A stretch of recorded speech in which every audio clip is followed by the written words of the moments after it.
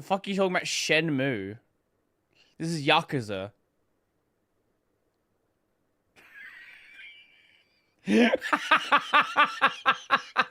I know.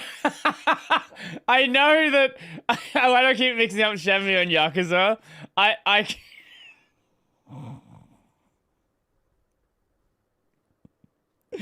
Oh, okay. I guess we'll do Yakuza. I guess we'll do Yakuza. I'm kind of curious how they handle some weird trickery with Zero. Zero is an interesting game because Zero was pre-Dragon Engine, so Shenmue and Shenmue at home. I think Shenmue is Yakuza at home, but sure. There's a lot of hidden stuff that doesn't need to be rendered in Commodore Chaw, so you can probably ignore a lot of weirdness. And I'm curious how they handle some of the cutscene stuff as well, especially like some of the isn't there like some skyscraper segments in Zero? Anyway, boundary break. Going into this, I asked people what they wanted to see the most. Majima's eye. I'm curious. It's gonna be Majima's eye, obviously. Out of bounds with Yakuza 0, and the number one answer was Majima's eye patch. Just to see what was beyond the eye patch, if there was a fully modeled eye, or if anything else is going on. And taking the camera inside the eye patch will show you that the game is true to its word. There is no eye underneath Majima's eye patch, though it makes sense because his character model does swap out for glasses every once in a while, and you do get to see what is behind the eye patch when he's wearing those sunglasses. Is it... Do you see... Sorry, I'm trying to remember. It's in Zero that the scene with Majima's eye getting removed... That happens in Zero, yeah? Like in a flashback cutscene. I'm forgetting which game you see that cutscene in. I'm pretty sure you see that in Zero. But it could be one of the later ones after Saejima shows up. I don't remember. Anyway. But there is a redeeming moment to this segment, which is why we're talking about it first. Majima's real eye does have something weird going on that the other characters don't. If you take the camera inside of his eye, there's a texture of a cartoon-looking eye that the other characters just don't possess. Any other character would just have a black spot here. So it does match up to how the eye composition is from character to character, but Majima just has a special case where he gets a cartoon version. Maybe they were trying to mess with art style stuff early on? Maybe there was something you wanted to do with that? I don't know. There might be some use for this. This seems like an artist playing around with some stuff. Or possibly this is like an artifact of early design. They just left it in there as like a reference material.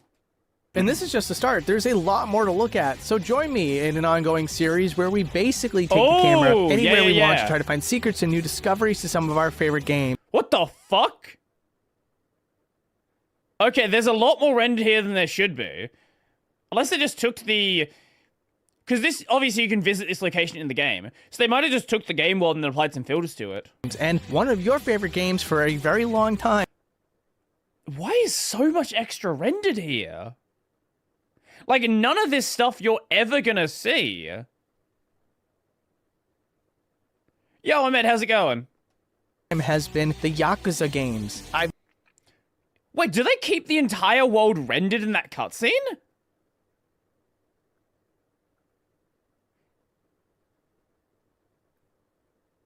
I guess they just didn't ever think, oh, we needed to deal with optimization here, because, like, this should be, like, this is all occluded, so there's no reason to even bother with this rendering.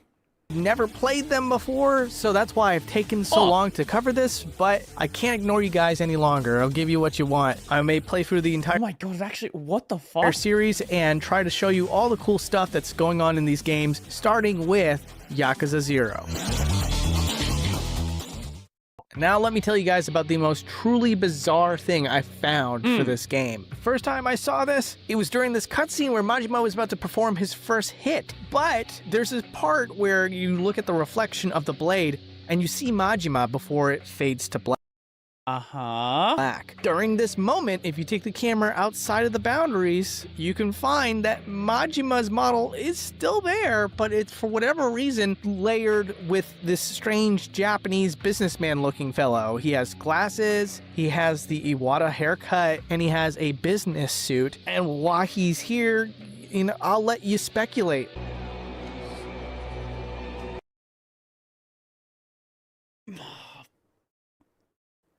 Possibly, why would you do that? Why would you do it like that? Because there's I don't see any reason why you... Well, Majima's still in this scene. You can see his eye patch, but, like, it's overlaid on top of him. Wait, is this character model, is it used in any other scenes? Hold up. Wait, isn't that the doctor? Like the doctor that she ends up being with at the end of the game?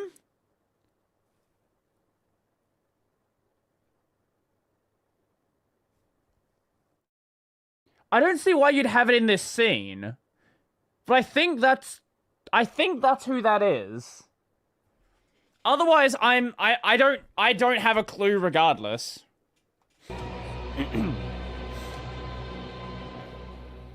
But this isn't the last time you see him out of bounds. Now, I may have missed him in other cutscenes. I don't think I did because I tried to be very thorough here. But there is this one cutscene much later in the game where these cabaret girls are sitting on the couch, and one of the cabaret girls is out of bounds in a certain shot. And instead of her model being where it's supposed to be, she gets completely replaced by said model yet again. Is this just their, like, generic stock placeholder model if they don't need to render something? Why would you change the model? Why would you change the model? Like, I understand having a default placeholder for testing. Maybe that's what that is.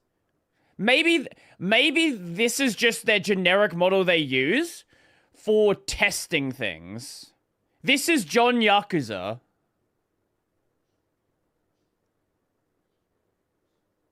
I don't know. No, this is pre-Dragon Engine. Yakuza, Kiwami 2 is their first Yakuza with Dragon Engine. Did 6 or Kiwami 2 come out first? Whichever one came first was the first Yakuza with Dragon Engine. Zero's pre-Dragon Engine, though. Again, try to ask people in my community, who is this guy, in case I just missed him, or if he's just an NPC model that I didn't happen to notice, which is probably likely. Still, that didn't stop everyone from giving the most absurd answers of all time, and if you want to continue to let me know who this guy is in the worst way possible, you're welcome to do that in my comment section. I don't care anymore.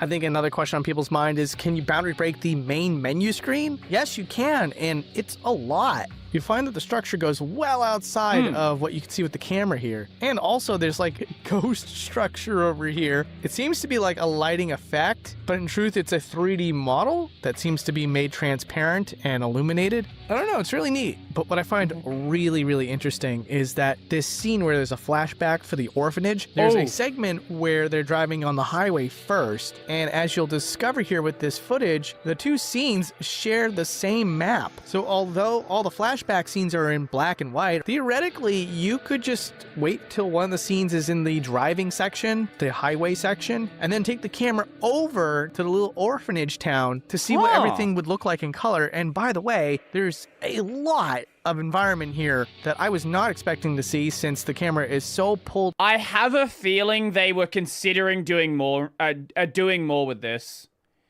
There's like signs like that, like you wouldn't have seen this. I have a feeling they were considering making this a playable segment. That's my thought. In to just this backyard or front yard or whatever it's supposed to be, really. Anyway, because none of this you see. This feels like they were playtesting a playable segment. That is my only guess for why you would model all of this. It's this small plot of land that the characters seem to be on. The camera is drawn in very closely to what's going on there. Not all these extra houses and streets and all this stuff.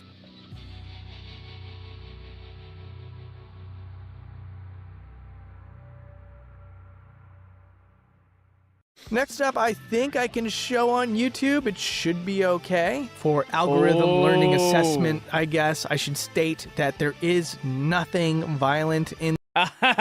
Okay, yeah. Normal video game bullshit. Next up, I think I can show on YouTube. It should be okay. For algorithm learning assessment. Yeah. Just remove everything from the scene except the thing we need. Assessment, I guess I should state that there is nothing violent in this scene. That's why I'm showing it. But yeah, there's this scene where Kuze has to basically Wow, they actually, you know what? Honestly, considering how many random buildings they have, I'm surprised they do this fun optimization stuff. They get rid of the knife when the knife's not being shown and just have like a placeholder here. He also has a broken wrist, which is fun. But like the knife model is just not here when it's not being shown.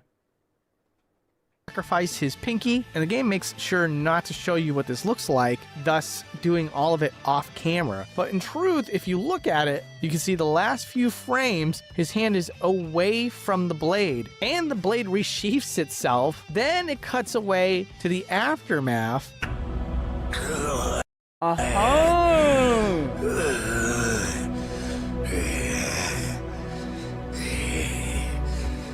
And naturally, I want to see if there's anything that is picked up, but there isn't. And so we take the camera over to his hand that is covered up at this point in game, and you can see that he has all his fingers. See, YouTube, I'm making family-friendly content here. Now, here's a really bizarre discovery I made. In all of the convenience stores, if you take the camera and look behind the checkout counter, you can find a mysteriously sealed bag. It's taped up and has an X on it. This is a detail that you can't see in game because you can't influence the camera in game. Also, if you take the camera underneath the environment, you can see a classic technique where they use opacity and real models underneath to give the illusion of glare. Model environment you can't see in game because you can't influence the camera in game. Also, if you take the camera underneath the environment, you can see a classic technique where they use opacity and real models underneath to give the illusion of glare.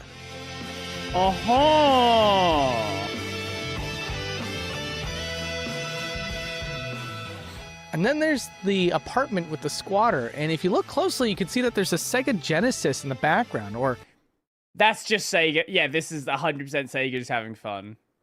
Any Sega sub-brand is gonna do stupid stuff like this. I guess in this case, the Mega Drive. And there is a game playing on the screen, but it is not the one that's actually in the console. What's inside the console is the Super Shinobi. Shinobi being a real franchise from Sega. And now let's talk about low poly models. This game is absolutely filled to the brim with optimized models for any particular scene. Oh my This one God. here is inside the Japan Catfight Club. There's a large audience here, and in order to get all the audience members in this scene. This is also not a model. Nope, this is not a model. A lot of them are just billboards that are also low resolution. You know what? Absolutely respect billboards. I love it. I love seeing billboards show up in, like, somewhat modern games. Bag with X, inventory, stash, store cache. I doubt it, but I guess it could be possible. You can't interact with it though. That's the way it worked in Bethesda games. The reason why they have a chest is because the store is literally just a chest. So even trying to look at them from directly above will just cause all the models to just look like they're on the floor rather than break that illusion, which, I mean, technically it's still breaking the illusion just in a very different way than what we're probably used to seeing here on Boundary Break. And there's also low poly models in this crowd as well. A lot of them have really, really funny faces. I do understand from experience that in a lot of cases, the faces will look a little bit silly or distorted, but I wonder here, was it on purpose this time? I would not be surprised as well. There are some really dopey looking characters in the Yakuza games, even the ones that are like full poly. And here's a really weird thing going on. There's a level of detail flag that's kind of happening really close to the model. So positioning yourself in very peculiar ways can get the correct model to load in, but most of the time you get this low poly model instead. There's also other low poly models in this scene as well. Just want to show you some more because, again, they're really fun and entertaining to look at. And then there's these outdoor segments where cars are driving by, and there actually are characters inside the cars operating the vehicle. Now, I couldn't freeze the gameplay to get a nice, easy look at any of these models, so I had to get creative. What I ended up doing was I positioned the camera just right so that the camera would actually clip into the vehicle for just a couple frames. And what I did here is I just froze the frame that would show you the character model so we can see what they look like inside the cars. There's elevators here, and this one's really interesting. It's just a Okay, now that right there is peak they look like fucking inside around the cars. optimization.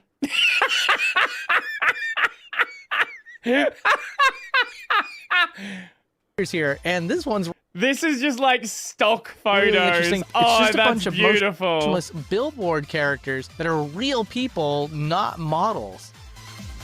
Nah, this right here is like PS2 Easter egg stuff.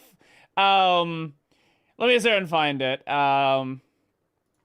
Jack 3 out of bounds dev Easter egg. In Haven Yeah, here it is. Here it is. City, if you go to the westernmost part of the waterfront area, make sure you do not pass the area where the metalheads have taken over. But if you use the light jack flight glitch, which is the X button and circle button Well, you can also use the jet over flag and over glitch, again also to works. fly behind the wall, there should be a casual looking box just chillin'. Walk Jack into the area of the box and position the camera to see inside the box, and there you should see a picture of some game developers as an Easter egg. I love stuff like this.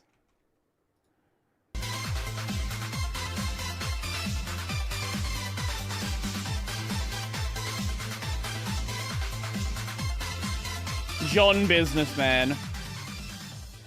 Speaking of low poly, it doesn't always have to be characters. Whenever you're inside of a convenience store, the outdoor environment just goes into complete texture mode rather than giving you fully Yeah, that's pretty standard stuff. There's no reason to not do that. 3D detailed buildings. It's mostly just one flat surface I think you can see that in the game though. that has a picture of the buildings.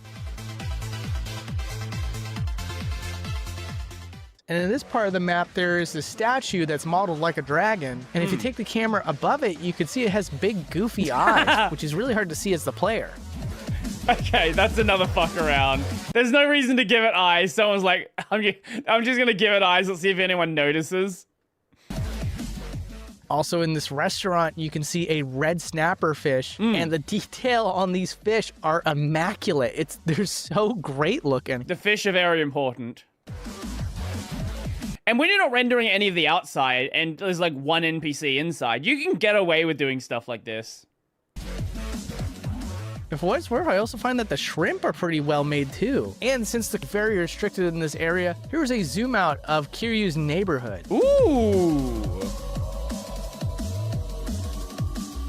So next up, I want to talk about cutscenes and culling and how it works in at least Yakuza 0. The sad truth is that character models are used and they are stored out of bounds in a lot of these cutscenes, but they call them out, so you can't really see what they're doing in almost any cutscene. There is evidence of the model being animated or used or stored when they're holding objects usually. Like for example, right here, you can see a lighter that Kiryu is holding, but because his character It model is makes sense to cull the models, but that is sad. I like seeing T-poses. called out, you just can't see what he actually looks like here. So it actually becomes a really huge surprise when, for whatever reason, that doesn't happen in a cutscene. Like this one here, you can see the homeless guy walking off screen, and his character model just sort of stops right here. And you can also see when the goons just sort of pop into the scene now. Funny enough, they're all outside the door right here, but when you finally see them, their walking animation starts a little further back. However, some Possibly they had different plans or different developers worked on it. Like, I don't know if different teams maybe had different strategies for handling things, or somewhere along development they changed how they wanted to handle things and just didn't update the rest of it. Sometimes there are cutscenes where the character model is just not shown in. Or maybe they just felt like there wasn't any need to get additional optimization here, right? Maybe they just felt that, oh, there's no reason to cull the models because there's so little being rendered, we can get away with it. Full. Like, for example, right here, you would normally just kind of get a slow pan upward. But because we move the camera all the way out, we can see what the animation looks like in full. Also in this cutscene, you can see this part where Nishiki gets his nose broken in. But from this angle, you can see that he doesn't even hit his nose on the bar. And Nishiki is a soccer player. Oh my god, you tripped me! Give me a yellow card! here's a huge viewer request. It was like the most upvoted one. I just wanted to see where the Mr. Shakedown goes and whether or not it has like the Mr. X approach that Capcom did in the past, where Mr. X would actually be existing in the game world at all times and walking around at all times. Sadly, that could be the case for the Mr. Shakedown, but again, due to how the culling works, it's hard to know if he's being deloaded or if the model just simply was culled out. And now we're going to talk about shared rooms in loading zones. Right then and there, you just saw the one with the karaoke bar sharing another establishment. But here you could see two very different locations sharing that same loading zone. The cabaret actually shares loading zones with 3 different locations. One is a back room, but the other one is the hospital that a lot of the scenes Majima participates in. Okay. That's a real interesting choice. Maybe they just had all of their cutscene zones in the same section, I guess? But it's not all of them. It's like, it's just 2 unrelated ones. Huh. Imposters seem like a better system than billboards to me. They're similar concept, but they're still somewhat 3D if done well. I see. What is that link you sent me?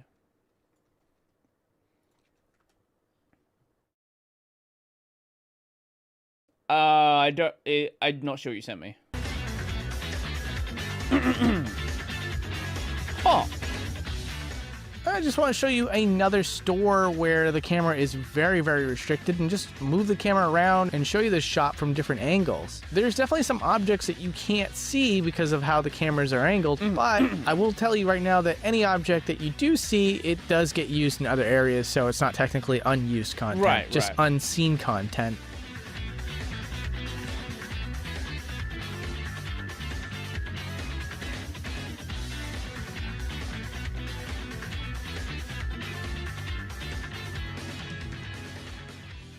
And then with your first boss fight with Kuze, he takes off his business suit coat. And so you can't really see what game developers kind of have to do in situations like this. See, that coat is a static model, and Kuze's body's not actually influencing the curvature of the model. So when you take the camera out and look at it like this, you can see how awkward it looks, giving it a very starchy and stiff sort of appearance to it. In this scene where it's raining outside, a lot of people have umbrellas, but if you take the camera over to this lady that passes by Kiryu, you can see that her fingers are untextured for some reason, and her face is truly, truly disturbing. I didn't even mess with the lighting here. It's just that when you take the camera up this close, it just looks like this.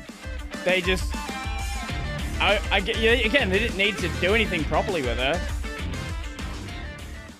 In one of these later cutscenes with Majima, as the cutscene ends and he leaves the storage unit, you can see that his arm is still stuck in the backwards position, giving him a fantastic pose. Also, randomly, I just wanted to show you that some objects are not textured properly. This electrical cord that goes into the outlet, all of it is reusing textures from other parts of this model here, which is a little interesting. And it's tiny objects like that that tend to have that as an issue for this game, but this was really interesting. In this scene where Majima is using the phone, the cord to the phone actually stays connected both to the phone and Majima, despite the fact that the camera is never panned out this way. Now, granted, it still looks a little bit awkward, but what I'm just really shocked to see is that in any given shot, that cord is properly connected to the phone. And speaking of phones, sometimes objects are just kind of like stored slightly out of bounds. And it's kind of odd in this game because even when the object is being used, you can see a duplication location of whatever objects were used in that scene still in that spot. Also, I just wanted to point out this error here. Maybe a lot of you noticed this yourselves while just playing the game, but Kiryu's realtor model did not account for the fact that the camera angles sometimes shoot straight down on him like this, and his flesh is not properly connected to his shirt or doesn't extend far enough for players to not see through the model itself.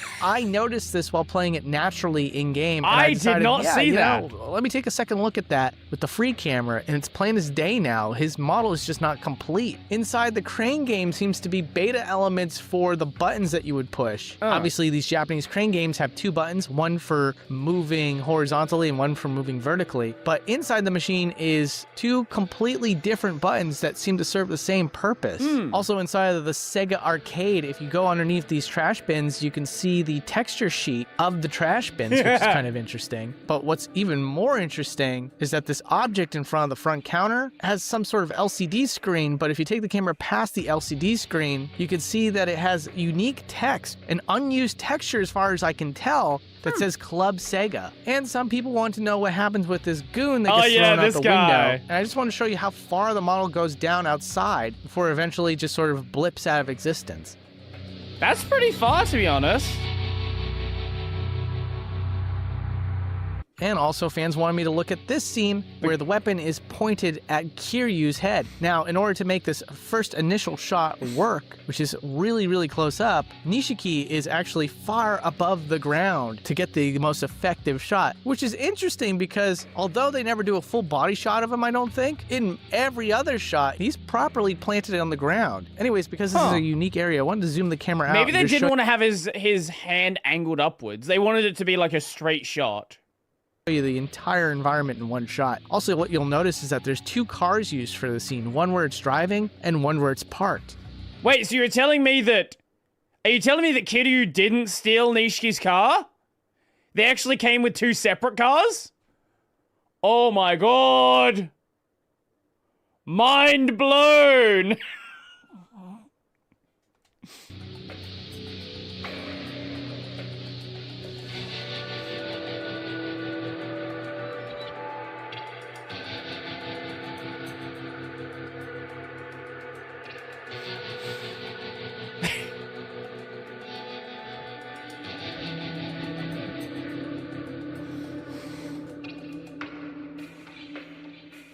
Oh, whilst we're talking about Yakuza, did you hear that Gang of Dragon effectively got cancelled? They need a shitload of money that they don't have and don't have a publisher to pay for it. So Gang of Dragon is probably not going to come out. Sometimes the game uses special scenes that take you out of the original moment. When Kiryu learns a new move, he's sort of like in the void and the whole world goes black and white. Now, if we keep the camera fixated on this spot, we can see where it is in relation to the rest of the world. It's actually far outside the boundaries, and what's left behind is a dev triangle. Obviously, that triangle is supposed to load the scene. Just a really tiny detail here. I wanted to show you that on his jacket, it says, remove before flight. And a very, very odd thing over here, in this restaurant, there's a door in the background, and you can see a shadow where the doorknob is supposed to be. But what's interesting is that if you take the camera out of bounds, you can find the missing doorknob. I don't know how this happened or why it happens, but this is a series first for you guys. Okay. An out of bounds knob. Out of bounds? Shut up. Also, triangle's there to load the scene. Obvious, yeah, no. Just random The triangle is there to as a placement reference. That's why it's there. details about Kiryu's apartment. If we take the camera over here, we can see that the tissue box is called Princess Tissue. And that's all I got for now. There's exclusive content over on Patreon, including games that Exclusive content. I will never probably cover on the main channel. But for this game in particular, there is content that's just a little too saucy for YouTube, but it is out of bounds content. So respectfully, if you wanted to see content that would probably get flagged on YouTube and you want to see what else is in the game for educational purposes, I recommend that you follow the links. It Oh yeah, like the motorbike scene, for example. also helps me out a little bit, so everybody gets to win. Also, I found out that Yakuza 0 is an incredibly long game, so I didn't actually get to finish it in time. If I find that this video does fairly well, I'll do a part 2 for it. And also whether or not Hey, this let's one does go. well, you can expect to see at least another Yakuza game in the future. All right, thank you so much, guys, and take care. 34K views on a channel with 1 million subs is actually fucking sad. Man, that's genuine. Like, this video should have way more views. Anyway. Stop. Why is there a Red Joker video here? Okay. I guess we'll have to go watch that. We'll have to go watch that one soon. Anyway, I love Boundary Break stuff. Boundary Break is incredible. It's always a lot of fun. And, yeah. Go check out Boundary Break if you haven't already. Go sub to the channel if you haven't. I'm not subbed on this, but I am subbed on the main channel.